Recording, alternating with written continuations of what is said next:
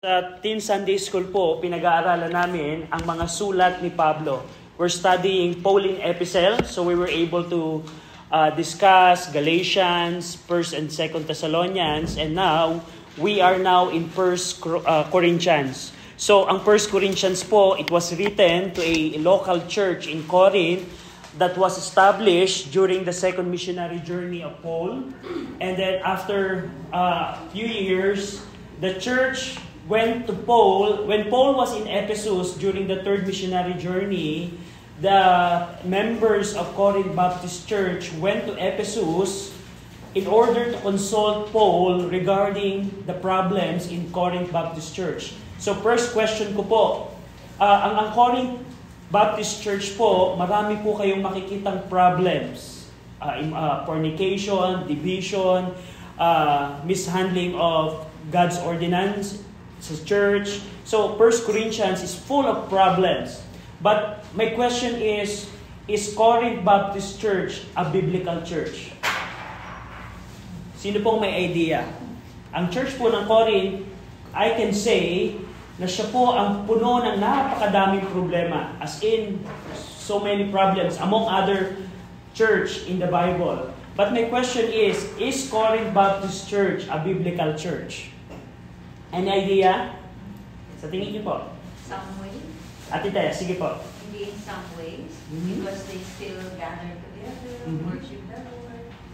Pero maybe not purely. Because of the challenges of the church. So, for Ate Tess, halfway. How about sa mga teens? Tingin nyo, Acham, Mikey, is Corinth Baptist Church a biblical church? So, tandaan niyo po, Corinth Baptist Church, even they have a lot of problems, they are still a biblical church. Why we can say that? Because they didn't ignore the problems. So like the churches today in our time, we all have those kind of problems in some areas. But the question is, how do we handle problems? So if Corinth Baptist Church ignore those problems that they have, we cannot classify them as biblical church. But the fact that they dealt with each problem that existed in their church, that's a mark of a biblical church. Yes, we can say some of them went to fornication, but they handled it properly. So they practiced discipline. So now, dun po sa ating pong pag-aaral, sa aming pong pag-aaral, we are now discussing the prominent subjects of the 1 Corinthians. So, dun po sa study notes ninyo, na dun po yung introduction, sino yung nagsulat, yung occasion and purposes. But now, we're going to continue discussing the prominent subject. So, we are now in chapter 7, but I'll give you a quick overview of each chapter. In chapter 1, in 1 Corinthians chapter 1, Paul dealt with the division in the church. So, in chapter 1, itinama ni Pablo kung paano yung division na nag-exist sa church ay may correct. In chapter 2, Paul discussed the wisdom of God. Very popular sa chapter 2, yung natural man, hindi niya tatanggapin yung mga bagay ng sa Espiritu. So makikita niyo po yan sa chapter 2. In chapter 3, Paul continued dealing with the division in the church. And also in chapter 3, makikita niyo po dito yung warning, especially in verse 12, 1 Corinthians 3:12, the warning of building a church. Now, if any man build upon this foundation gold, silver, precious stone, wood, hay, and stubble, every man's work shall be made manifest, for the day shall declare it, because it shall be revealed by fire, and the fire shall try every man's work of what sort it is. Ito pong verse na to, this is being used by different application. So, may mga application pong pinagagamitan itong verse na to. Pero ang ibig sabihin lamang nito, kung ako ay magbibuild ng church, I need to be careful sa materials na ilalagay ko sa church. Na hindi itong wood, hay, and stubble. Kasi masusunog ito. So, chapter 3 is about building the church and also division. In chapter 4, one of the issue or problem of Corinth Baptist Church, there are some of them that tell that Apostle Paul is not a real apostle. So may mga tao sa Corinth Baptist Church na nagsasabi, yung si Pablo na taga Tarsus, hindi yan tunay na apostol. Kaya po sa chapter 4, Paul defended himself. So very popular po dyan, in verse number 4, chapter 4, verse 4, "For I know nothing by myself, yet am I not hereby justified, but he that judgeth me is the Lord." So in chapter 4, Paul gave a defense of his apostleship. This is the reason I am an apostle. So yun po yung chapter 4. In chapter 5, Paul dealt with the problem of the church of neglecting the fornication of a member. So chapter 5 po, makikita niyo po in verse 1, "It is reported commonly that there is a fornication among you, and such fornication as is not so much as named among the Gentiles, that one should have his father's wife." Meron pong isang member sa Corinth Baptist Church na nagkaroon ng relasyon sa kanyang stepmother. At ang problem na dinil dito ni Paul is not that member, but how the church handled that member. So dito, makikita niyo po dito, even merong sinning member ang Corinth Baptist Church, the church didn't do anything. So that's why in chapter 5, Paul commanded them in verse number 13, 5:13, "But them that are without, God judgeth." Yung mga unsaved, ang Panginoon ang magja-judge. But sa mga church members, sabi ng verse 13, "Therefore, put away from among yourselves that wicked person." So this is a verse that tells that a church must have church discipline.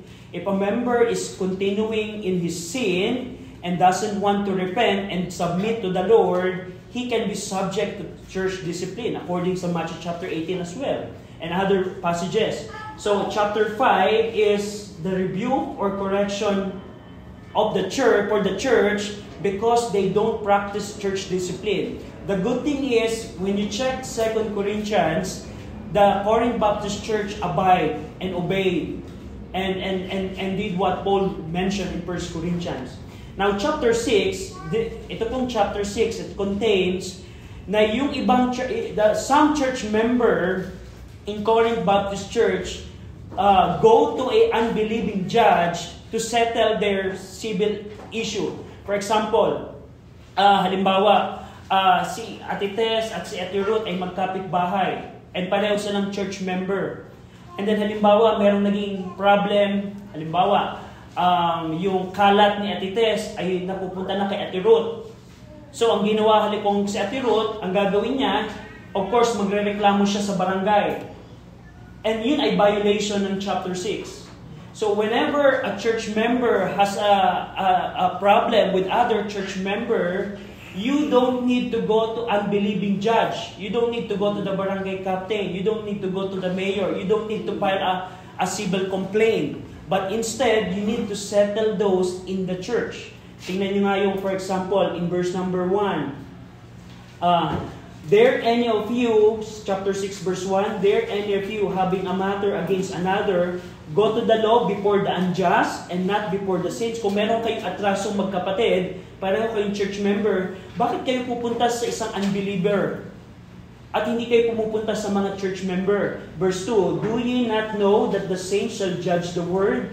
And if the word shall be judged by you, ye are unworthy to judge the smallest matter. Know ye not that we shall judge an angel? How much more the things that pertain to this life? If then ye have judgment of things pertaining to this life, set them to judge who are least esteemed in the church." So, yun po yung chapter 6. Meron pong problem dito na yung church member, pumupunta sila sa unbeliever to settle the matter. And Paul advised them, don't do that. Don't do that. Instead, you go to the church and settle the matter within the assembly. Another thing in chapter 6, makikita niyo po dun sa latter part ng chapter 6, is the command to avoid fornication. In verse 18, "Flee fornication." So, knowing the background of the Corinthians, where there was a temple of Aphrodite, where there are temple prostitutes. So, ibig sabihin, if a normal Corinthians a Corinth man can go to the temple of Aphrodite, and then the temple prostitute will do kung ano yung kailangan nung Corinthians man. And after masave ng mga Corinthians, yung kanilang previous life ay dinala nila ito sa kanilang Christian life. So that's why some members are prone into fornication. That's why Paul commanded them, if you are saved, if you are already redeemed, your body is not yours anymore. But you are the temple of the Holy Ghost. And if you're going to join your body to a harlot, you're not only violating the Lord, but you're also violating your body. That's why flee fornication. So, yan po yung chapter 6. And now, in chapter 7, where we stopped last week, dito po makikita natin yung mga rules about marriage. So, meron pong mga rules on the unmarried. Kung ikaw ay hindi pa kasal, ano yung mga binanggit ni Paul sa isang taong hindi pa kasal? Mapapansin niyo po, in verse 1, that intimacy prior to marriage is prohibited. Any act of intimacy, physical relationship outside of marriage is prohibited. Number 2, makikita nyo dito that the unmarried should avoid fornication. To avoid fornication. Number 3, in verse 7 to 9, makikita nyo, if you are not married or you're single, remain single if you can stay pure. If not, get married. For example, ang point dito ni Paul, if you're going to have two options, you're going to get married or you're going to give your body into fornication. The better option is to get married instead of giving your body to fornication. So, kung meron dumating yung punto na pipili ka, ikaw ba ay magpapakasal o ikaw ay mangangalunya? Mas higit na dapat mong piliin na magpakasal ka na lamang. Yun po yung verse 7 to 9. Verse 24 to 28, as rule of unmarried, pursue God's leading in your life, whether in singleness or married. So, kung ikaw man ay married, kung ikaw man ay single or unmarried, either status mo, dapat i-pursue mo ang kalooban ng Panginoon in your life. You can see that in verse 24 to 28. And now, in verse 32, ano ang advantage ng isang hindi kasal? Ang isang single or unmarried offers undistracted time to serve the Lord in contrast sa married. Kung ikaw ay single at wala kang asawa, meron kang full time na pwede mong ibigay para sa Panginoon.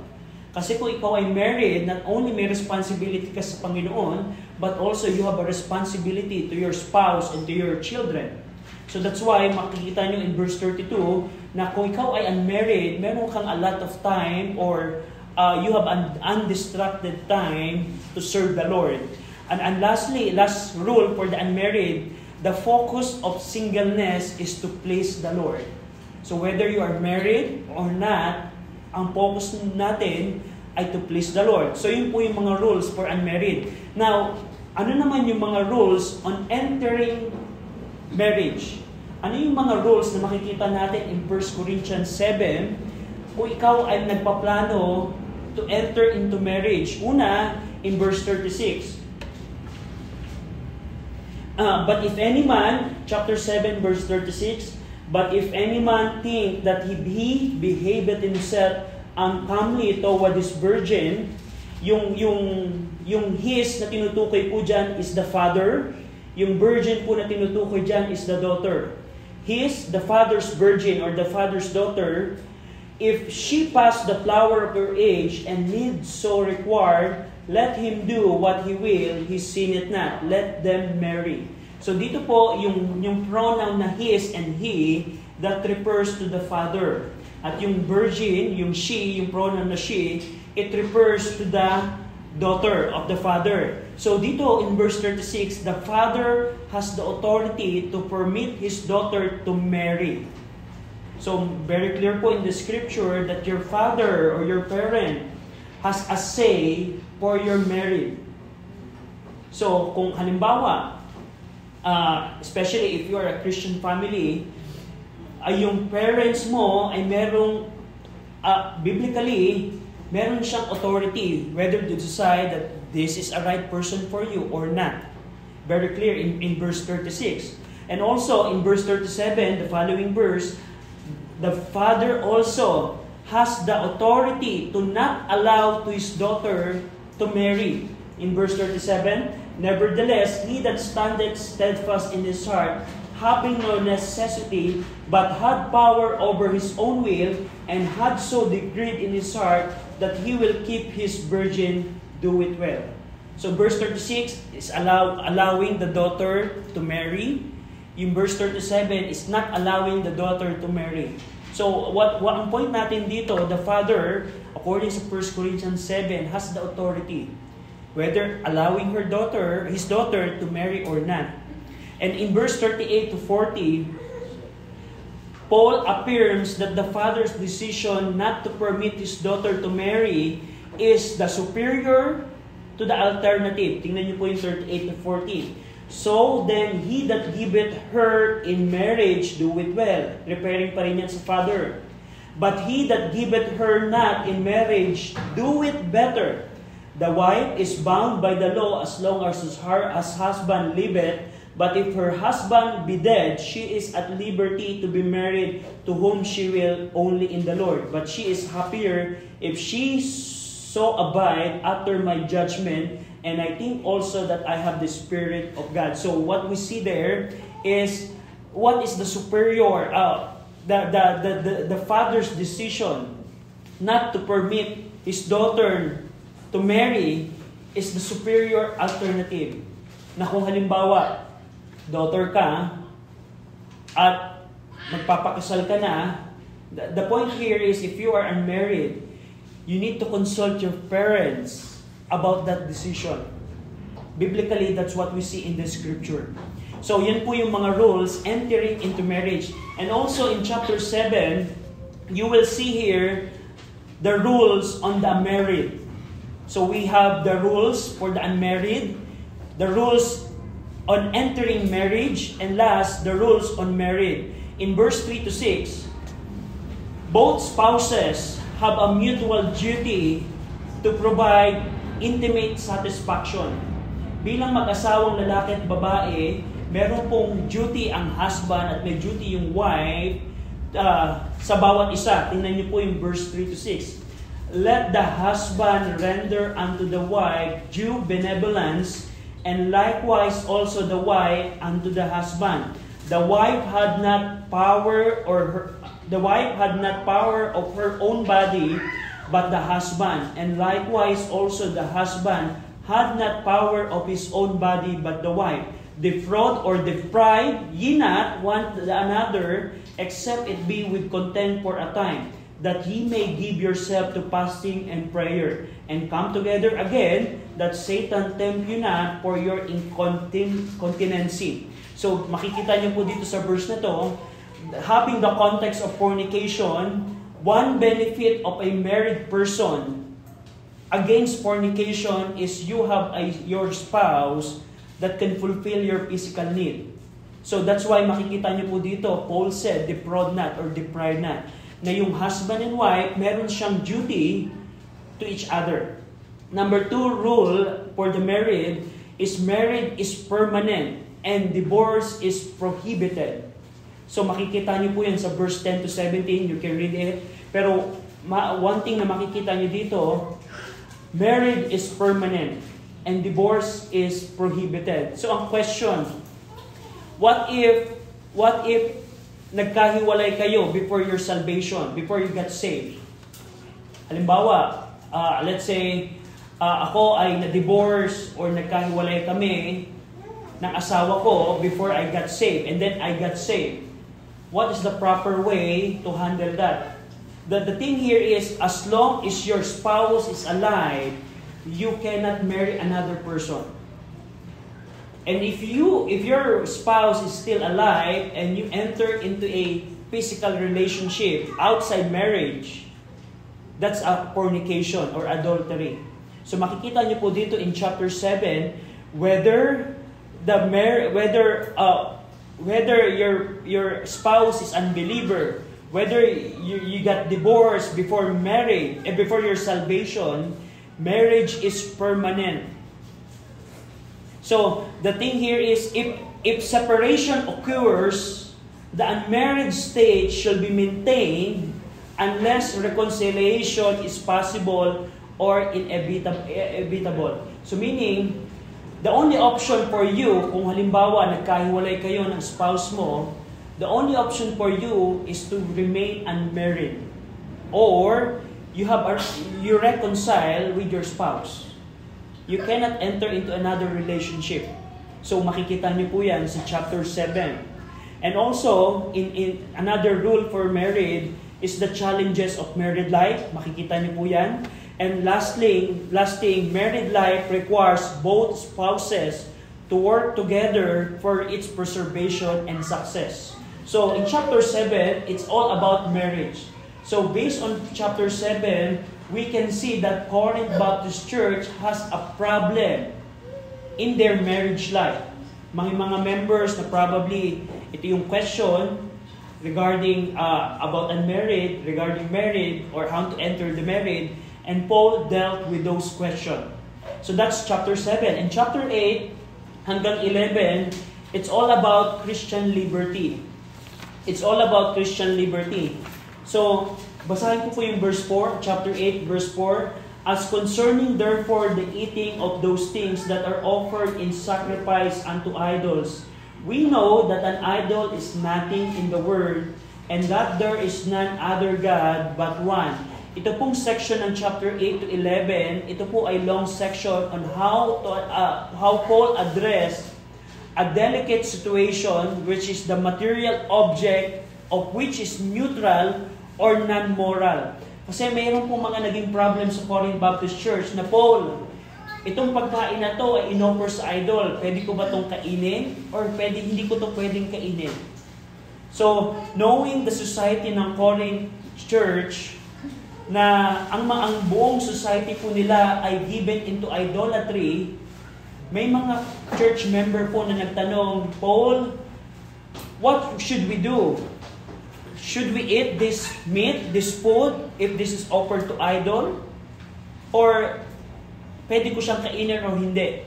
And makikita niyo po dito on how Paul dealt with that we have a Christian liberty. So one thing na mapapansin nyo in verse 10, for if any man see thee which has knowledge sit at meat in the idol's temple, shall not the conscience of him which is weak be emboldened to eat those things which are offered to idols? So the general rule here is, if you're going to eat or not, if someone will get offended, don't do that.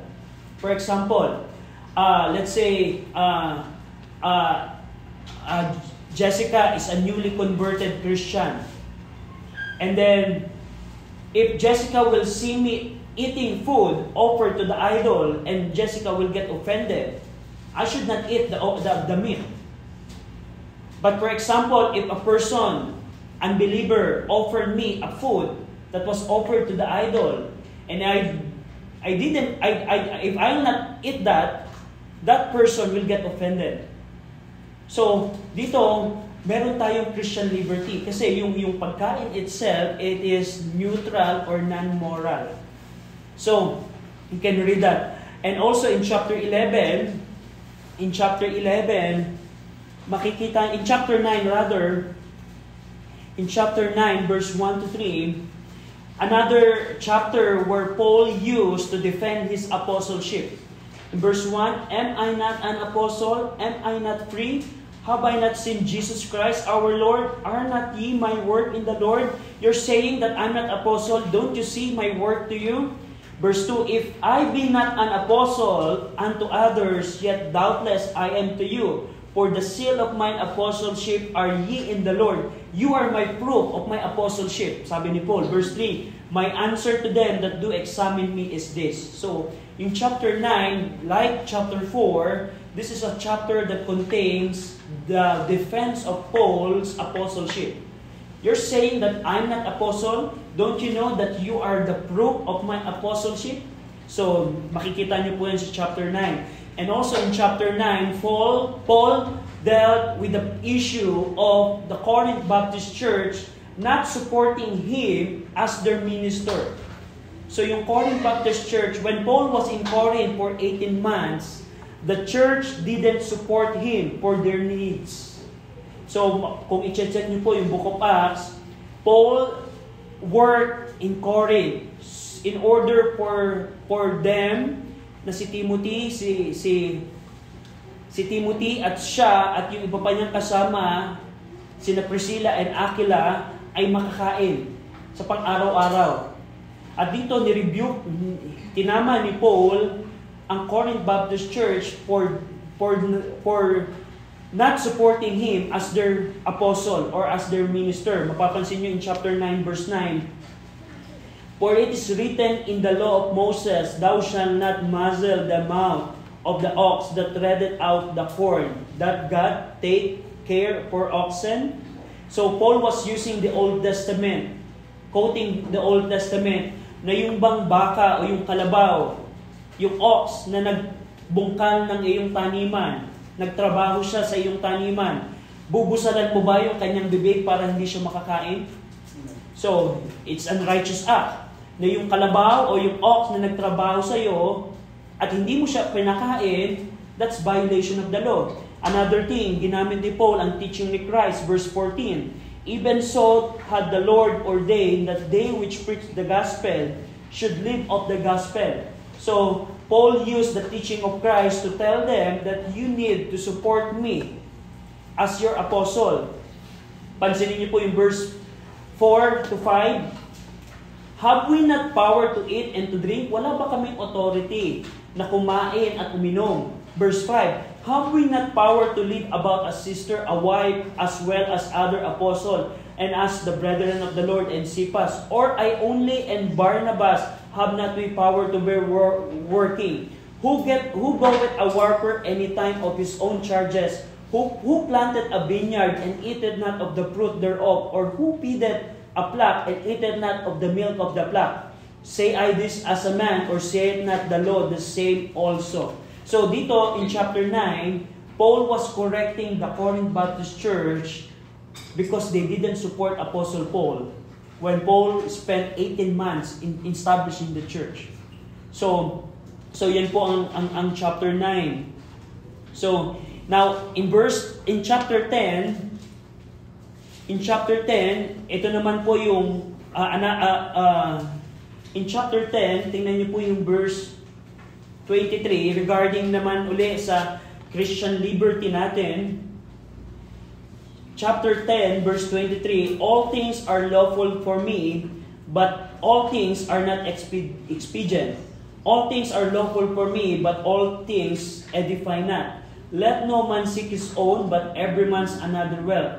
Whatsoever is sold in the shables, that eat, asking no question for conscience sake. For the earth is the Lord, and the fullness thereof. If any of them that believe not bid you to a feast, and ye be disposed to go, whatsoever is set before you, eat, asking no question for conscience sake. If any man say unto you, This is offered in sacrifice unto the idols, eat not for his sake that showed it, and for conscience sake, for the earth is the Lord's, and the fullness thereof." So dito, makikita natin yung New Testament passage on ano yung dietary law natin. Meron ba tayong dietary law right now? Because yung Seventh-day Adventist, hindi sila kumakain ng hipon, hindi sila kumakain ng galunggong. Yung Iglesia ni Manalo, hindi sila kumakain ng dugo. So ang tanong, meron ba tayong, ano yung dietary law ng ating panahon? We can see here, kay Apostle Paul, whatsoever ang mabibili mo sa tindahan, pwede mo itong kainin. Pero with an exception, kapag merong kapatid na nagsabi, "Kapatid, this is offered to the idol. Don't eat that. Because if you eat that, the brother who mentioned to you that it was offered to the idol will get offended."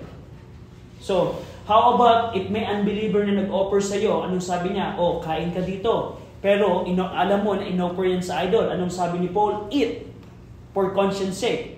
Kasi kung hindi mo kakainin yan, yung tao na nag-offer sa iyo ng pagkain will get offended. So, we can see here the Christian liberty na whatever na makakain natin, mabibili natin, asking no question for conscience sake. We can eat everything sa dietary law. So, pwede na tayong kumain ng hipon, kumain tayo ng galunggong, so hindi tayo bind doon sa Old Testament law with regards sa pagkain. So that is chapter 11. Chapter 10 rather. Now in chapter 11 hanggang 14, ito po ay long passage, long chapter which tells about spiritual gifts. About spiritual gifts, chapter 11 hanggang chapter 14. It's all about spiritual gifts. So another na makikita nyo in chapter 11 on how Paul corrected the church in practicing the Lord's Supper. Also, one thing na gusto kong makita nyo dito in chapter 11 on how anong tindi ang division, gaano kataas o gaano katindi ang division na meron sa Corinth church. Tingnan nyo po for example in verse number 21 and 22 of chapter 11. For in eating, everyone taketh before other his own supper, and one is hungry, and another is drunken. Verse 22, what? Have ye not houses to eat and to drink, or despise ye the church of God, and shame them that have not? What shall I say to you? Shall I praise you in this? I praise you not. So what the Corinth Baptist Church is doing, evidently in chapter 11, they have a potluck during the church. Na during the church, probably after the service, they eat together and they have dinner together. But because there was a division, may mga sect, may mga grupo. Ito yung grupo ni Cephas. This is the group of Apollos. This is the group of Paul. This is the group of Christ. Some group shamed the poor church members. Na for example, let's say ito yung grupo namin. Tapos yung grupo nyo. Kayo ay grupo nyo na may hirap na church member. Ang ginagawa ng mayayamang church member, hinihiya nila yung mga church member na walang dalang pagkain. So ganun ka-extent yung kanilang division. Na even sabi ni Paul, and shame them that have not. Hinihiya ninyo, wala ba kayong tahanan na doon na lang kayo kumain? At kung kayo ay magtitipon, hinihiya ninyo yung mga church member na walang provision. So, ganun ka-extent yung kanila. Sabi ni Paul, pupuriin ko ba kayo sa ganyong ginagawa? I praise you not. So, ganun katindi ang division. Just imagine, let's say, yung group namin, we have a lechong baboy. And we're not going to share it to other church member. So, ganun ka-extent ang kanilang, ang division sa kanila. So chapter 11 hanggang 14 is all about spiritual gifts. Now in chapter 13, it's all about spiritual gifts. Ito pong chapter 13, the charity chapter, of course, we can apply it in every aspect of our Christian life. But chapter 13 is all about how you minister in the church. That if you're going to minister to the church, in the church, and if you don't do it with charity, meron kang problem. Na para ka na lamang sounding brass or a tinkling cymbal. Na kung ikaw ay, sabi ng verse 1, though I speak with the tongues of men and of angels, and have not charity, I am become a sounding brass or a tinkling cymbal. If you're going to serve the Lord without love, without charity, you're just like a sounding brass or tinkling cymbal.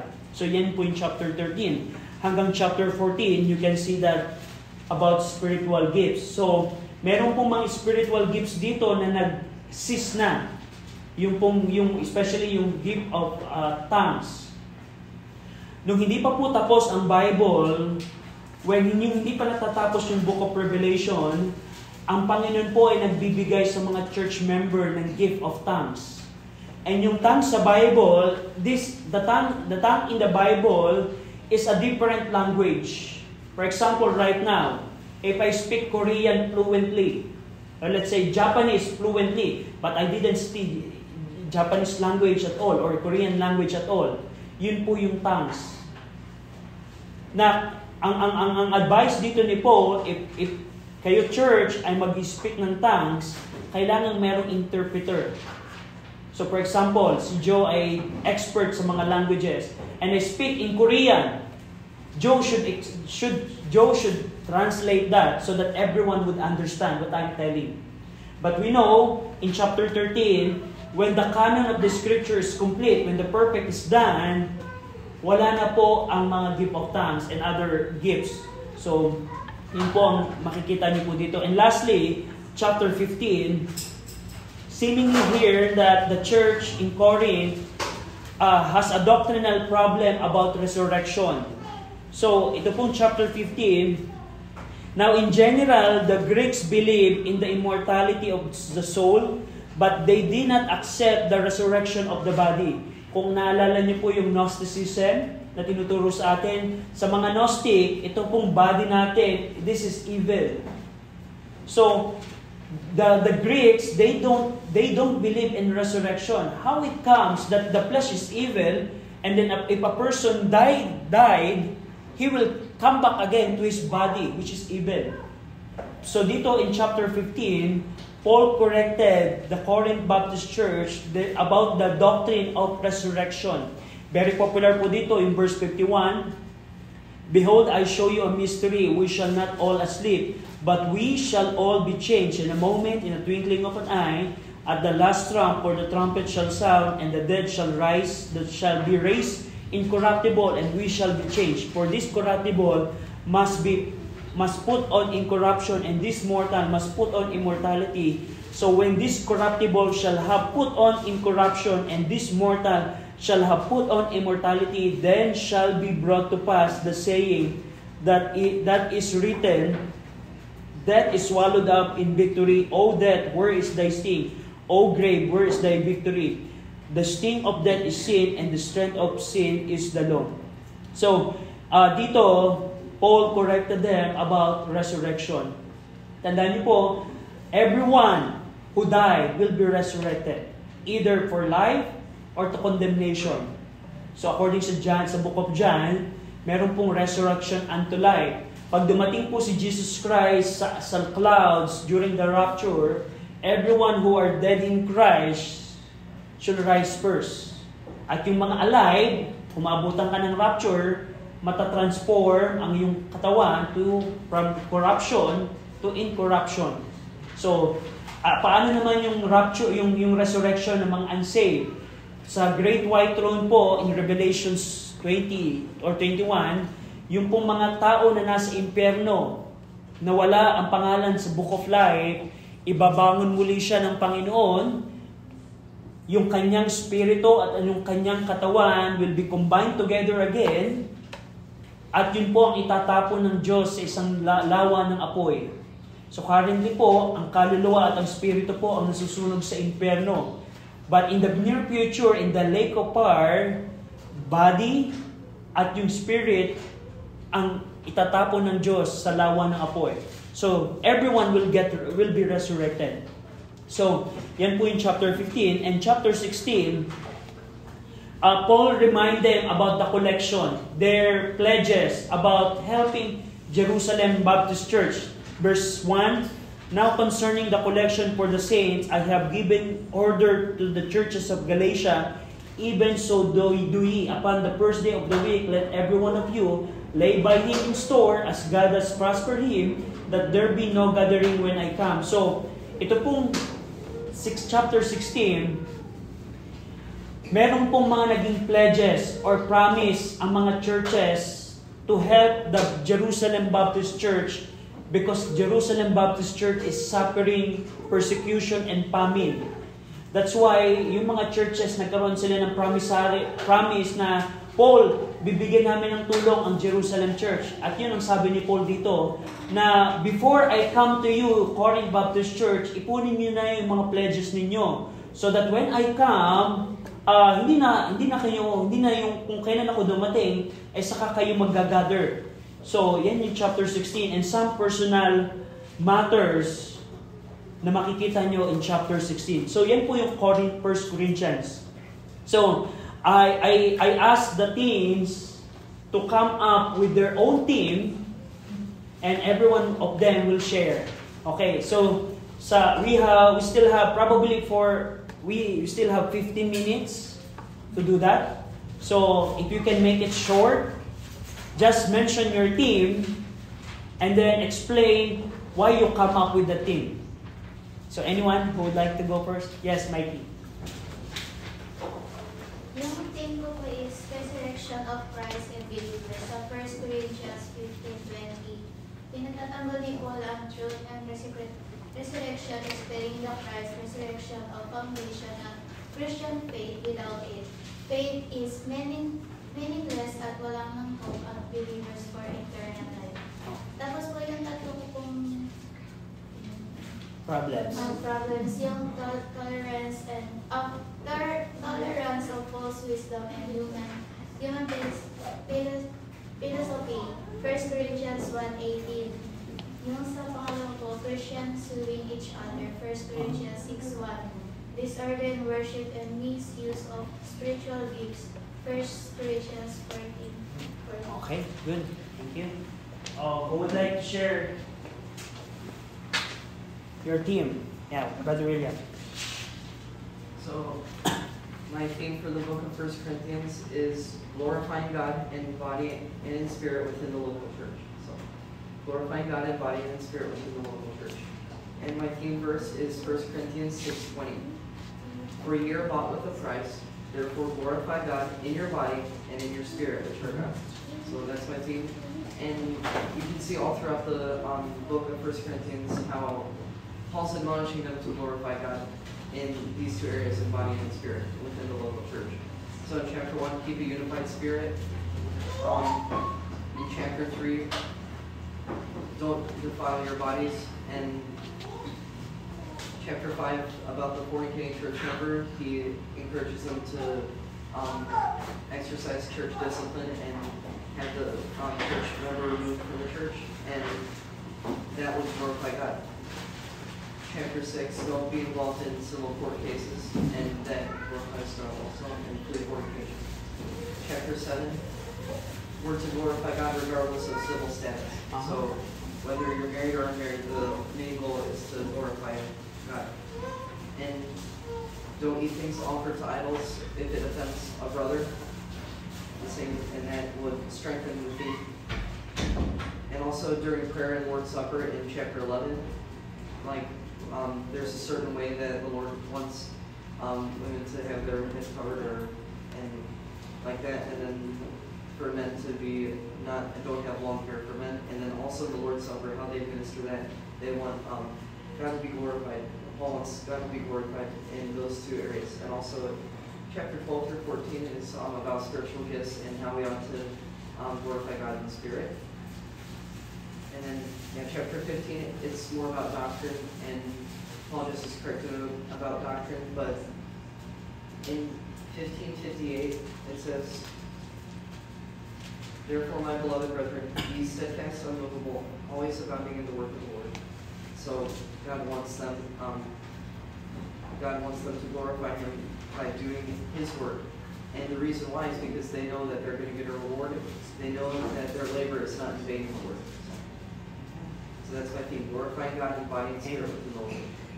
And my three problems, there were divisions among them. And Paul's solution, be perfectly joined together in the same mind and same judgment. Second, they went to the law with each other for the court cases. And Paul's solution is arguments of the law should be brought before the church. And then number 3, they were divided. Should we eat certain foods or not? And Paul's solution is, in most cases, yes, it's okay, but if it offends a brother, don't do it. But I just want to point out that the overall goal is to do it to the glory of God. In chapter 10, verse 31, it says, whether therefore ye eat or drink, or whatsoever you do all to the glory of God. So whatever glorifies God, that's what they should do, and that's my theme. Okay, thank you. Who would like to share next?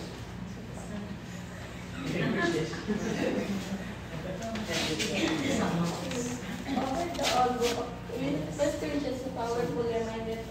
importance of living out the Christian faith in a way that is marked by unity, love, and faith, commitment to teach of Jesus Christ.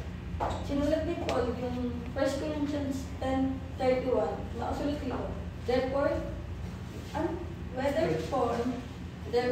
we eat or drinks or whatsoever we do, the all to the glory of God. Yung tatlong problems ko is division and factions, 1 Corinthians 1:10-17, and problem 2, immorality and sexual sin, 1 Corinthians 5:1-13, 6:12-20, and yung pangatlo ko is dispute and lotion, 1 Corinthians 6:1-8. Okay, very good. Next, would like? So, Cham and Joe na lang. Joe, would you like? Okay, so my thing was God wants only church family, and chapter 7 is all around marriage and where you should stay unmarried or if you should get married. And then chapter 12 verse 14 says, "For the body is not one member but many." So the church can't be just one person. The church is dependent on all its members. And in 1 Corinthians 12:18, it says that, "But now God set members every one of them in the body as it is pleased him." So God gave us all a church for a reason, and there's a reason why everyone is needed in the church. And then my 3 problems were problem 1, 2, and 3 were fornication. Should we eat foods offered to idols? And should we as a church be divided? And the answer to problem 1 is marriage, so we should get married. And then the answer to problem 2 is we shouldn't eat food offered to idols if it will offend a brother. And then we should be, as a church, we should be divided as a church. So. Okay, that's good. And last. So, yung din nararamdaman ko po is building a strong foundation. Bakit nga po? Kasi po, kung alam naman po natin na ecclesiology po yung 1 Corinthians, and nandun po pinakita po sa atin na yung mga kabaluktutan po ng members, which is yung wala silang unity, nandun yung fornication nila, yung mga maling gawain nila sa church. Tapos, nirebuke sila ni Paul, ng mga members din doon. Tapos, doon, malalaman natin na biblical po talaga sila. Tapos po, yung 1 Corinthians is maano po yung growth po nila and also development nila as a member sa isang church. Yung problems, yung task po, hindi ko na po sasabihin, halos po yung sabi na din po. Okay, so thank you. So as an application ng 1 Corinthians, so thank you sa mga teens na nag-come up ng kanilang team. So as an application, una, ang Corinth Baptist Church is a full of mess na church. Maraming problems. Pero tulad ng nabanggit natin kanina, Corinth Baptist Church is a model on how we will deal every issue inside the church. So if Paul didn't let any small matter ignored, that's the same way how we handle the problem in the church. That's why we can say na and one thing na makikita nyo in 2 Corinthians, they respond positively sa 1 Corinthians. So doon yung makikita yung attitude ng church. After they received correction, they followed what Paul advised to them. And that's a mark of a biblical church. So, yun po ang makita natin. Any question? Do you have any question? So, kung wala na, Brother William, can you pray? Lord, we're thankful that we're able to learn about the book of 1 Corinthians, and that we're able to get an overview of it, and we're able to apply it in our lives. I ask that you would help us to do just that, and I ask that you would help us to always interpret Scripture right, and I just thank you for this class that helps us do that. So I ask that you would help us to glorify you in our service and our worship. In Jesus' name. Amen. Thank you po. We're dismissed. Thank you.